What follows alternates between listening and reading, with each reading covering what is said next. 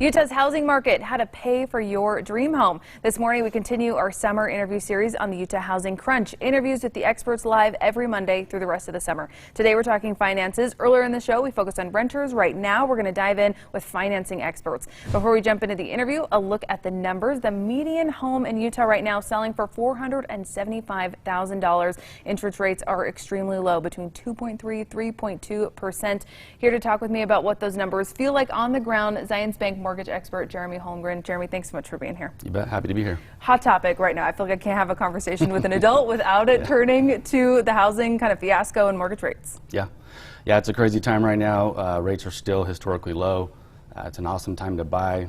Challenges, there's a lot of inventory, and so people get impatient and a little discouraged, so that's a challenge. But yeah, rates are low, and it's a crazy time right now. I think some of us are feeling maybe a little bit of 2008 PTSD, if I can use that term. How is this market different than that one? Is this a bubble that's going to burst? Yeah, it's a great question. One I get often. I think two fundamental differences between 2021 versus 2008.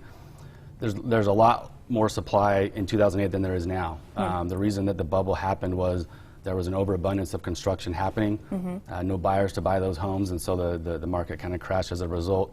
Now there's no supply, which continues to drive values up, and as the values continue to go up, it's a steady market. So, and then the other big difference is, as a result of 2008, lending guidelines tightened quite a bit. And so right now there's a lot more control on who qualifies, how do you qualify, making sure you have income, assets, and what to qualify. So those are two big differences. More of why checks and balances we're this different time now. around. Yep. Can you go really briefly? I don't think most people understand what goes behind into that number, a mortgage rate. Can you go into that a little bit? Yeah, so it's based on a few different market factors. The 10-year Treasury note kind of is the base of where rates typically start. There's margins that lenders have on top of that. 10-year Treasury rate, mortgage-backed securities, how's the stock market doing, what's the economy doing, all those things factor in. Another thing that factors into your rate is what's your credit score, what's your FICO score, how much down payment do you have, what's your loan to value. All those things factor in and can make adjustments, positive or negative, to your rate. So there's a lot of moving parts there, but that's kind of the basics of it. A big algorithm, it sounds like, behind that number. Yep. With the lack of inventory right now, we had a couple of realtors on last week who recommended one of the biggest things people can do is get pre-approved in order before you go in with that offer on a home. Yeah, right now a buyer needs every advantage they can. Being pre-approved is a first step, important step. That allows a seller to know, well, they've actually talked to a lender, they've gone through the process. At Zions Bank, we really try hard to get as much information as we can of a buyer so we know that they're ready to go as soon as they get under contract. But pre-approval doesn't mean you're actually approved. It means you're in the beginning process, so you still have to go through that underwriting process and get final approved. But it's a great first step and has to happen in this market, especially where it's so competitive. When do you recommend starting a pre-approval process? Say I want to move in a year. Do I start now? Do I start 6 months from now? I don't think it's ever too early to start. Okay. You know, depends on when you want to buy, but typically a pre-approval letter is good for 30 days, but that can always be updated.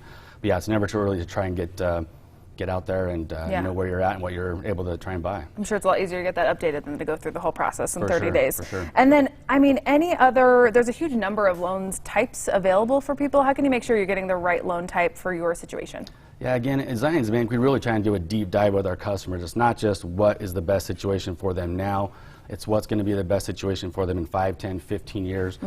Maybe you're trying to buy your first home and there's specific loan programs for that, or maybe you're trying to build your dream home and there's a construction loan that can help with that. So it really just depends on what their situation is. But yeah, there are myriad of products, and it just takes the time to sit down and go through it and what's going to be best for them in the long term.